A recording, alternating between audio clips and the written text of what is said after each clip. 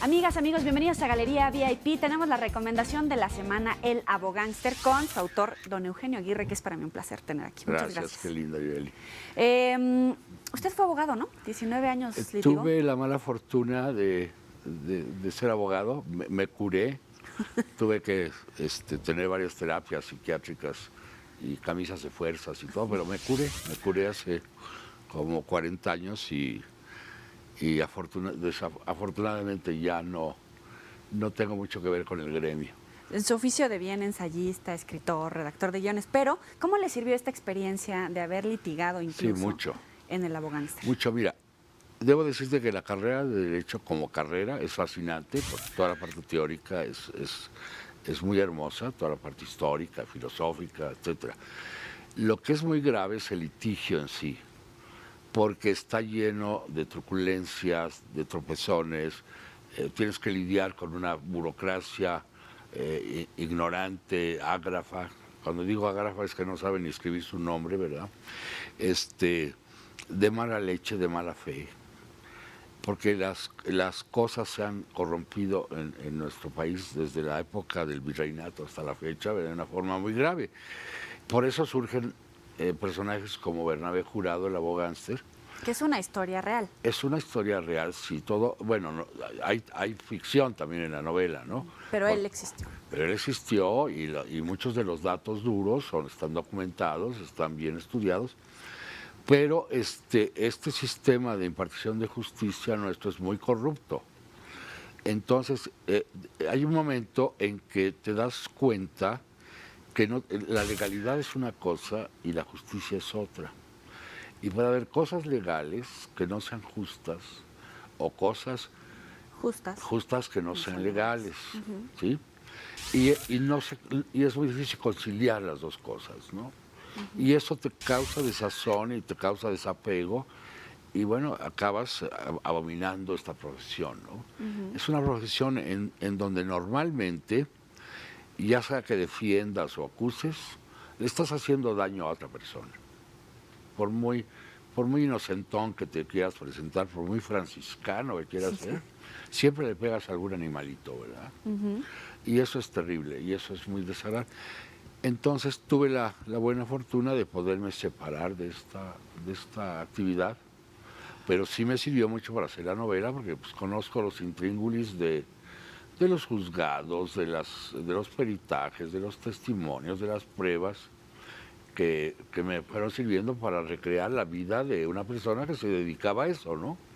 Bernabé era carismático, agradable. Era muy atractivo, era un seductor profesional, era un tipo guapo, de 1,90, un norteñote, así, tipo Luis Aguilar, bigotón,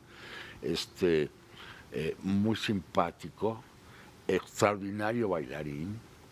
Él pasó desde el danzón hasta el cha-cha-cha. Ya el rock and roll ya no le interesó mucho porque ya estaba grande y además no era, digamos, adecuado para sus costumbres. Pero bailaba mambo, bailaba salsa, bailaba samba, y como estuvo casado con 18 mujeres, casado, no en amaciato ni en concubinato, casado por las dos leyes, ¿verdad? Porque conocía curas corruptos y jueces corruptos que lo casaban y descasaban a su arbitrio, ¿verdad? Entonces era un hombre que seducía a las mujeres bailando. O sea, hay algún caso por ahí en la novela donde él acude a un bar, no sé, al Waikiki o al Tivoli o al Focolare. Había muchos cabarets y bares y salones de baile en el México de los años 40, 50 se pululaban. Y todo el mundo iba a eso. La alta sociedad no discriminaba, no le hacía fuchi a los pelados, sino iban a bailar con todo el mundo, con todo el mundo. Y en una de estas visitas, Bernabé vio a una señora de alta sociedad bailando con su marido, ¿verdad? Así. Y fue y le dijo, me vas a permitir, pero usted no sabe bailar, y yo sí. Y sacó a la señora a bailar y de ahí se la llevó a la cama. O sea, no tenía ningún prejuicio en correr ciertas cortesías. Digamos que era muy francés. Al grano. Al grano. Igual le pasó al revés. Igual alguna vez fue con otra de sus esposas a ver a los churumbeles de España. Tú no tienes ni idea porque no habías, quizás ni tu mamá había nacido, ¿verdad? Y eran unos cantadores de flamenco muy atractivos. Y la esposa de Bernabé se empezó a coquetear con Mejido, con Manuel Mejido, que era el jefe de los churumbeles. Y Bernabé se dio cuenta que había un flechazo entre estos dos personajes y los dejó hacer y deshacer. Nada más ya no la recibió en casa, ¿verdad? Ya le puso sus maletas en la puerta, le dijo hasta luego. Tampoco es para Pues tanto. muy civilizado, me parece, ¿no? Para un tipo tan bronco, tan violento, tan agresivo como era Bernabé y como eran sus contemporáneos. Conociéndolo, ¿cuáles eran sus secretos? Esas llaves para jugar entre lo legal, lo justo, etcétera. Bueno, mira, ¿Cómo se lo explicaba? tenía una costumbre gastronómica muy provechosa porque se comía los documentos que eran pruebas documentales en los juicios. Entonces pedía el expediente, lo revisaba, veía que estaba el cheque ahí o el pagaré o la letra de cambio, la acercaba y se la comía. Y dejaba la parte contraria indefensa, ¿verdad? Ya no había con qué probar que alguien debía dinero o que alguien había fraudado. Se comía a veces collares de diamantes o de perlas, que luego lo obligaban a devolverlos por conducto digestivo, ¿verdad? Ajá. Después de digerir el trámite. Después de digerir el trago amargo. Y era muy mañoso y corrompía a los testigos, a los peritos, a los jueces. Acuérdate que desde la época de Obregón tuvo una frase célebre en la que dijo, en México nadie aguanta un cañonazo de 50,000 pesos. Digamos, hoy habría que aumentarle bastante ceros, ¿verdad?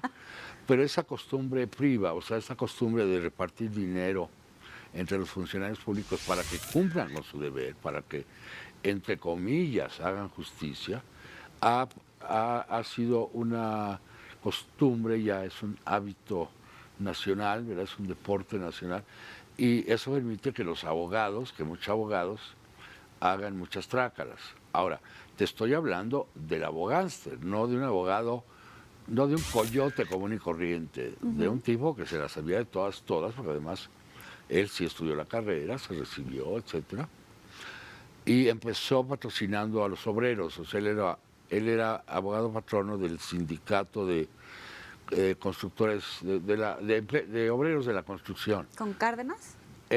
Sí, con Cárdenas. De hecho, su maestro fue Lombardo Toledano. En esta época de Cárdenas, donde se privilegia al proletariado, porque había una influencia ideológica del comunismo que estaba floreciendo en la Unión Soviética en ese momento, todavía florecía, después se marchitó, y había esta ideología de izquierda, pero era una izquierda pensante, era una izquierda inteligente, no como la de ahora, que es de risa loca, ¿no? Digo, ¿Cuál? No tienen ni idea, no saben ni quién es Carlos Marx, ¿verdad? Entonces, en aquella época sí había gente como Alberto Castillo, como Lombardo Toledano, Morones, el grupo de poetas que se llama Hiperión, luego surgieron los espartaquistas. Había gente de izquierda realmente preparada y que realmente con toda buena fe creía en el comunismo real. Ya después nos desencantó, digamos. Había teatro de izquierda, en esa época y había teatro muy singular como el que hacía Jorodowski, por ejemplo, que hacía obras de teatro basadas en las obras de Nietzsche, ¿verdad? Fuimos una juventud preparada, culta, no estábamos desbalagados y éramos combativos. Y todo el mundo estudiaba y leíamos y debatíamos. Y la zona rosa, que no era este burdel ambulante que es hoy, ¿verdad? Que era una cosa bastante sensata, ¿verdad? Pues había muchos lugares, estaba el perro andaluz, estaba la mansión, había muchos lugares donde los jóvenes podíamos ir a debatir y a intercambiar cosas. Bueno, todo eso le toca a Bernabé, ¿no? Pero le toca a Bernabé un México fascinante y en la novela vamos viendo cómo se va transformando desde el México de calles, del Maximato, hasta la época de López Portillo. Y en estas décadas hay transformaciones maravillosas. Tuvimos por ejemplo, un regente de hierro, el que gobernaba la ciudad, que se llamaba Ernesto P. Uruchurtu, que gobernó 3 sexenios, que mantuvo el precio de los cines a 4 pesos, no se podían mover, ¿verdad? Claro, eso perjudicó a la industria cinematográfica, pero todos podíamos ir al cine. Llenó la ciudad de avenidas, de camellones con gladiolas, de glorietas. Las glorietas las hizo Uruchurtu. También la vida nocturna tuvo por ahí un... La vida nocturna era fabulosa. Las bataclanas, las divas, las cabareteras que venían de Cuba. Es la época del cine de Juan Orol, que traía muchas mujeres de Cuba, de Venezuela, de Dominicana. Y había muchas francesas de Zihuatanejo, francesas de Pachuca, francesas de Querétaro, ¿verdad? Pero todas eran francesas, que trabajaban en los servicios sexuales de la ciudad, ¿verdad? Y que eran muy atractivas y muy bien vistas. Y había burdeles maravillosos como el de La Bandida, que estaba enfrente de donde está hoy el Palacio de Hierro Durango, que eran realmente centros de reunión social, donde iban políticos, empresarios, artistas, intelectuales, y entonces te podías encontrar a Daniel Cosío Villegas y a Renato Leduc departiendo con Alejo Peralta y Fidel Velázquez, ¿verdad? Y Bernabé Jurado y el secretario particular de Miguel Alemán, Rogelio de la Selva, en una gran chorcha. Realmente no iban al placer carnal, iban a intercambiar ideas y a saber qué pasaba con la política, ¿verdad? Y esta mujer, que es muy famosa porque además es la autora del corrido de 7 leguas, El caballo, que todo el mundo cantamos cuando tomamos unas copas alrededor de una fogata, ¿verdad? A ver, aquí con café y agua. También. Luego, él tocaba la guitarra. Había personajes fascinantes como Lola la Chata, que era narcotraficante, pero no le movía el piso a nadie, ¿verdad? Todo el mundo sabía de Lola la Chata y tenía varias casas y tú podías ir a comprar si te gustaba heroína, cocaína, ¿verdad? Pero no pasaba nada, porque era un México chiquito. Todo el mundo se conocía, era un pañuelito. Híjole, a ver, necesitamos hacer una pausa comercial, pero al regreso seguimos platicando con Eugenio Aguirre y el abogado. No le cambie.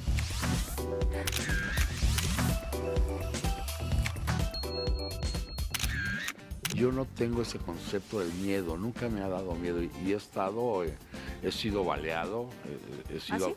amenazado de muerte, o sea, pero ¿Cuándo? ¿Cómo? ¿Por qué? por otros libros.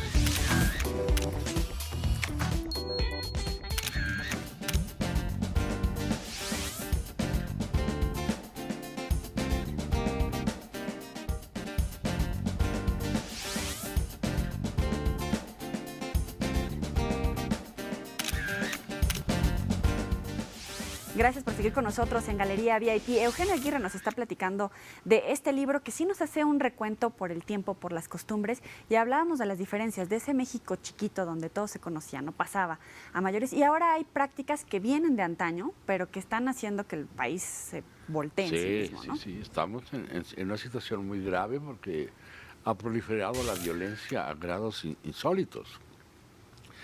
Y eso es muy duro para la ciudadanía. O sea, en algún momento te sientes secuestrado. Antes yo viajaba mucho a muchos lugares de la República en coche y siempre me sentí seguro. Y hoy hay lugares que no puedo ir, pero no me Ni atrevo de a ir a fin de semana, Pátzcuaro claro. o a otros lugares de la República, porque sé que son peligrosos, aunque debo decirte que yo no tengo ese concepto del miedo, nunca me ha dado miedo y he sido baleado, he ¿Ah, sido sí? amenazado de muerte, o sea, pero ¿Cuándo? ¿Cómo? ¿Por qué? por otros libros. Los libros te llevan a, a ciertas aventuras inesperadas, ¿verdad? De pronto alguien se molesta por lo que escribiste y te tira de balazos. En alguna época hice un libro que tenía que ver con los caciques en la Huasteca hidalguense, un libro que se llama Pasos de Sangre, y me metí un poco con los Rojo Gómez y los Rojo Lugo y todos estos, y los caciques de la Huasteca hidalguense, y los Austria, los Nochebuena, etcétera. Y cuando lo fui a presentar el libro a Pachuca, me invitó a presentarlo el representante de la jornada en Pachuca, que tenía una librería, y me dijo, oye, ya no te vayas en la noche porque te van a balear. Quédate en mi casa. Sí, le dije, me quedo en tu casa. Y, pues en la noche nos ametrallaron la casa. Y bueno, son riesgos que uno corre. Yo te diría, como dice mi gran amigo René Avilés Favila, a mí me encantaría ser asesinado por un marido celoso, ¿verdad? Este, Ajá. o sea, no, en lugar de morirme en la cama con un torzón de estos gravosos que te tienen hecho un idiota por meses, ¿no? Ujú. En fin, son riesgos que uno corre. O sea, ¿por qué? Porque somos hombres públicos, escribimos para ser leídos y a veces lo que escribimos a la gente no le gusta o le causa algún resquemor, ¿verdad? Este libro seguramente me provocará 2 o 3 hachazos o quizás un bazucazo por ahí, pero Nada más, nada no me grave. importa. Digo, realmente no manejo el concepto del miedo y es algo contra lo que siempre he estado en contra. Esta cultura del miedo que manejan los gringos se me hace abominable, ¿verdad? Porque Ujú. ellos son expertos en eso, ellos tienen aterrorizada a su población. Nosotros somos más valientitos, más bien, tenemos más bien fincadas y bien ancladas nuestras virilidades, tanto masculinas como femeninas. Pero igual hay asesinatos de periodistas, Ah, ¿no? claro, En algunos claro, estados pero no principalmente. terrible, es terrible. Pues se la están jugando todos los días un periodista serio, un periodista honesto, un periodista que dice la verdad, se está jugando la vida. Y son totalmente respetables. Y por cierto, en la novela participan varios periodistas que fueron amigos de Bernabé Jurado. Mira, Corrompidos algunos. uno de ellos sí que fue Carlos de Negri, que era tan terrible como el abogánster, ¿verdad? En su momento, Carlos de Negri fue el periodista más poderoso de este país y don Julio Scherer decía de él que era el reportero más lúcido del Excelsior, pero el más vil, porque era terrible y hacía negocio con su columna y le cobraba a las gentes que mencionaba. Y fue asesinado por su última mujer. Era un hombre que era muy violento y manejaba una violencia intrafamiliar terrible. Pero hubo otros que no, por ejemplo, el duque de Otranto, Carlos González López Negrete, que fue el cronista de sociales más importante que ha habido en este país. Tenía una columna que se llamaba Los 300 y alguno más, y toda persona que quisiera existir en el universo de la sociedad mexicana tenía que ser mencionado por el duque de Otranto, si no, no existías, o sea. Y era muy simpático y llevaba a Bernabé a muchas fiestas y al Jockey Club y al hipódromo y al country club. Y entonces lo relacionaba con la gente del poder, con los empresarios y con las mujeres de la alta sociedad, ¿verdad? Y había otro reportero, el mejor reportero que ha habido de nota roja en este país, que se llamó el Güero Telles, Eduardo Telles Vargas, un reportero fino. Y por ahí aparece también don Julio Scherer, Renato Leduc, aparece un tío mío, Alberto Ramírez de Aguilar, que fue gerente de Excelsior, que tenía una columna que se llamaba Siguiendo Pistas, sobre cuestiones de nota roja también. Eh, Estaban otros periodistas como don Jacobo Dale Vuelta, ¿verdad? Que era el director del Universal Gráfico, que era un historiador muy serio, un un hombre muy conocido que fue corresponsal de guerra durante los conflictos de la revolución entre Carranza y Obregón.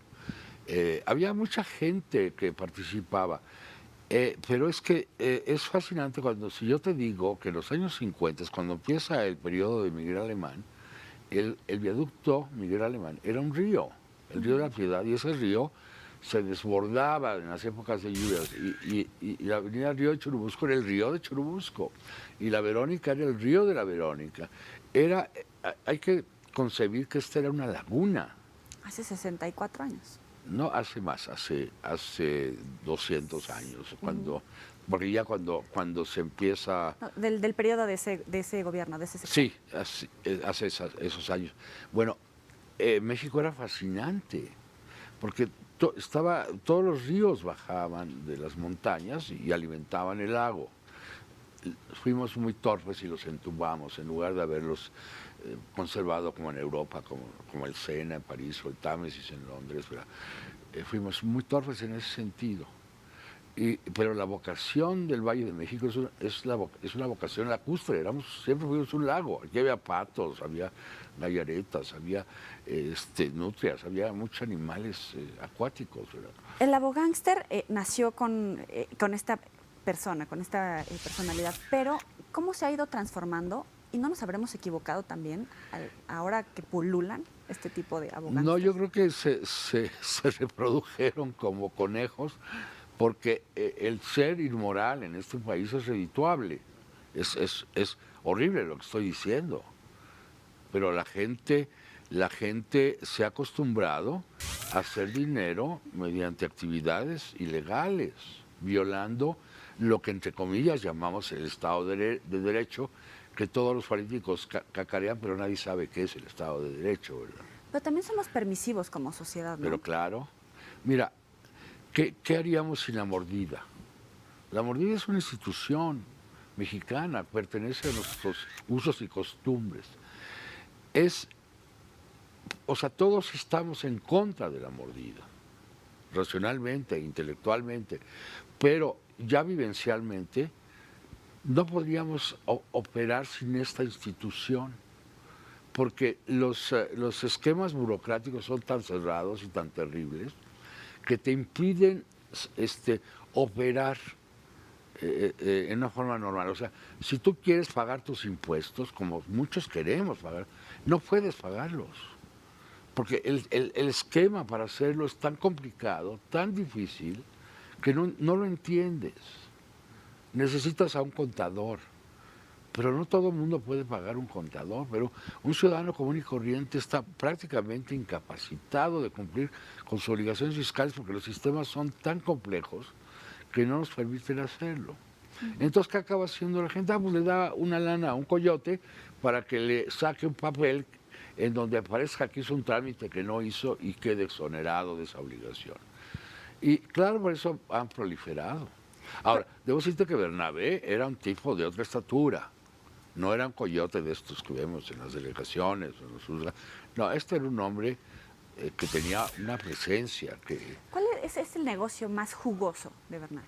El de Bernabé, bueno, ganó mucho dinero cuando liberó de la cárcel a William Burroughs, que mató a su esposa de un balazo en la cabeza, porque estaban jugando a Guillermo Tell, los dos absolutamente drogados, y lo sacó en 13 días, ¿sí? Eso le dejó mucho dinero, le dejó más o menos 250,000 pesos de los años 50, era muchísimo dinero.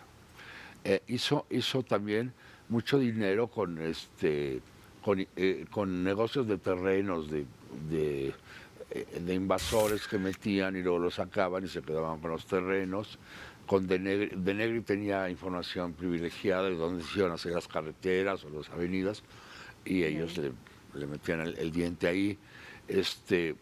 Hizo muchos negocios también con las huelgas, organizaba huelgas y los patrones se ponían históricos, y las huelgas siempre se resuelven mediante un convenio, ¿verdad? Mediante una conciliación, y ahí él siempre, lo primero que cuidaba eran sus honorarios. Eso era, no tenía ninguna caridad o ninguna compasión respecto ni de sus clientes ni de sus antagonistas, ¿verdad? Negocio es negocio. Oiga, después de la trayectoria que tiene publicando en la SOGEM, con los guiones, ahora con este libro, ¿qué le faltaría escribir? Pues mira, este es mi libro número 50. Yo creo que ya todo lo que haga de aquí en adelante son horas extras. Sí. Pero Bueno, ¿le quedaría algún personaje por podría, escribir? si viviera 500 años, escribiría 500 libros.